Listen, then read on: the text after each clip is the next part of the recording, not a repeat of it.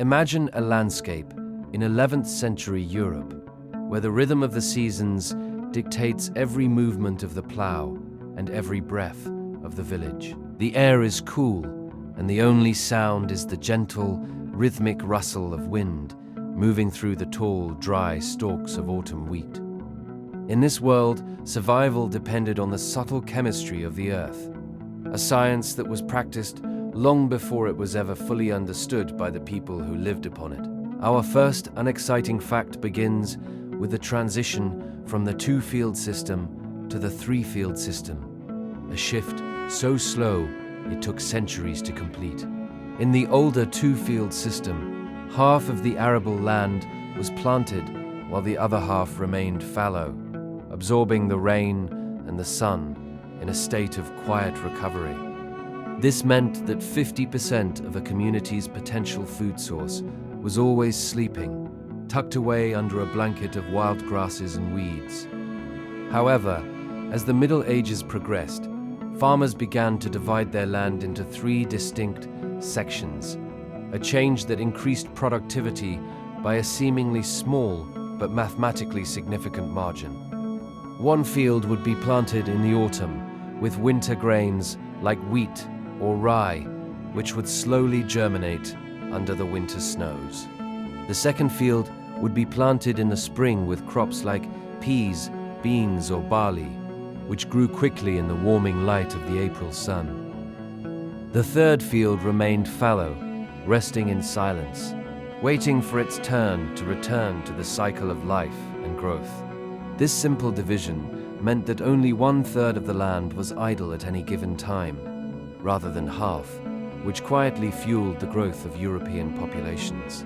Our second fact concerns the hidden role of legumes, specifically the humble field bean and the garden pea, in the restoration of soil health.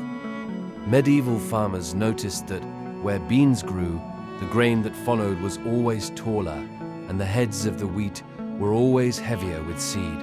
They did not know about nitrogen-fixing bacteria living in the root nodules of these plants, but they observed the results with a patient, steady eye.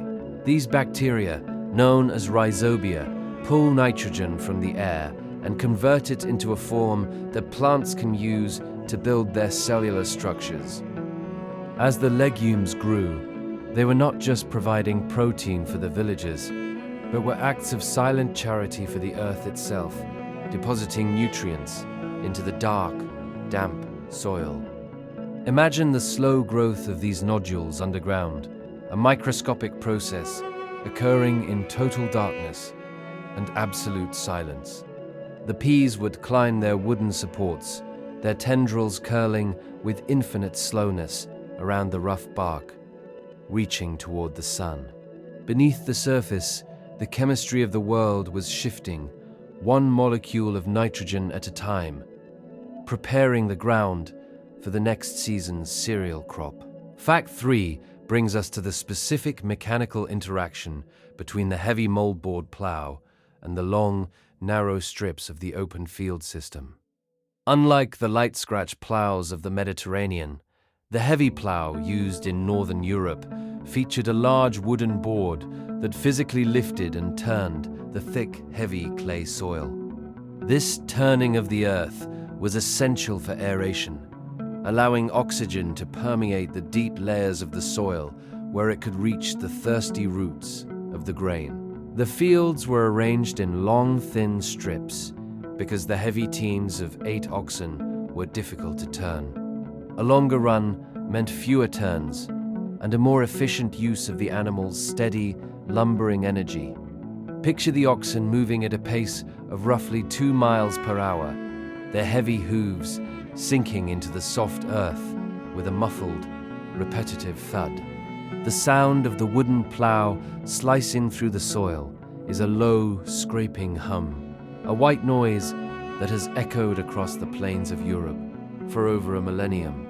Each furrow was a testament to patience, a long line of turned earth that smelled of damp moss and ancient minerals stretching toward the horizon. The fourth fact explores the seasonal scheduling of the medieval agricultural calendar, a schedule so rigid it became the heartbeat of the entire society. In late autumn, the heavy, dark seeds of winter wheat were broadcast by hand, falling in a gentle arc from the farmer's palm to the prepared ground. These seeds would lie dormant through the frost, their metabolic processes slowed to a near halt, mirroring the stillness of the winter landscape.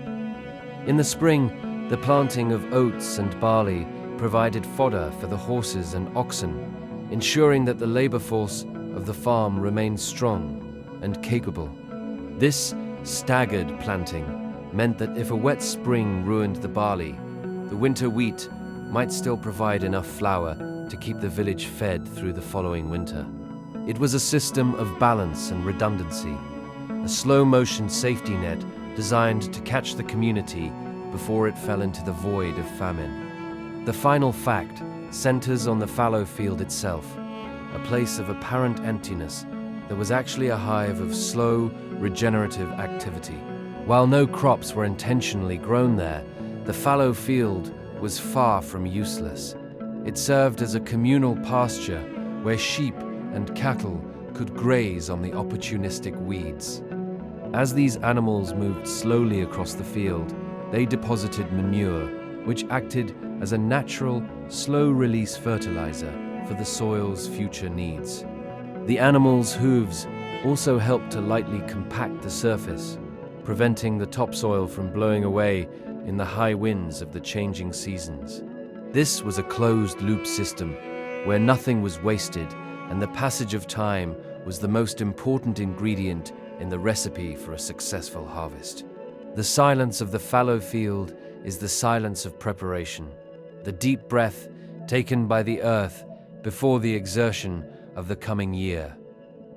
As you think about these 5 facts, let the image of the rotating fields settle into your mind, like the settling of dust in a quiet barn. The transition from wheat to beans, from beans to fallow, and from fallow back to wheat is a cycle that transcends the individual lives of the farmers who managed it.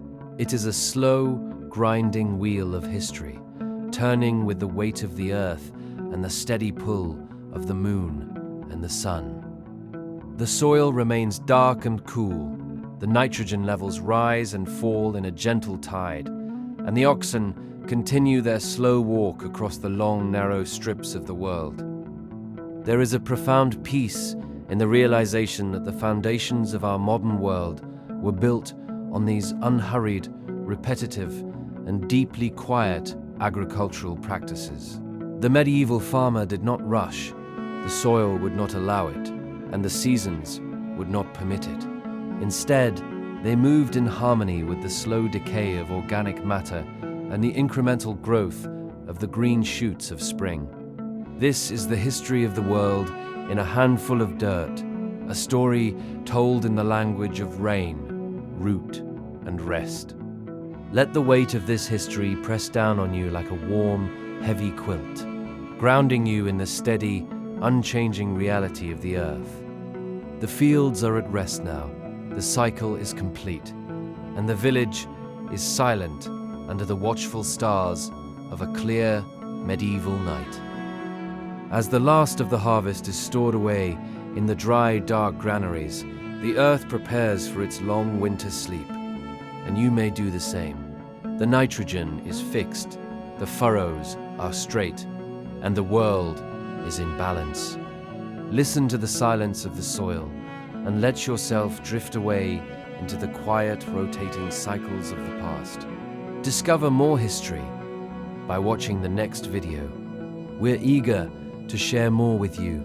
You can't go wrong. All our videos are deeply detailed, dull while fascinating, and distinctly sleep-inducing.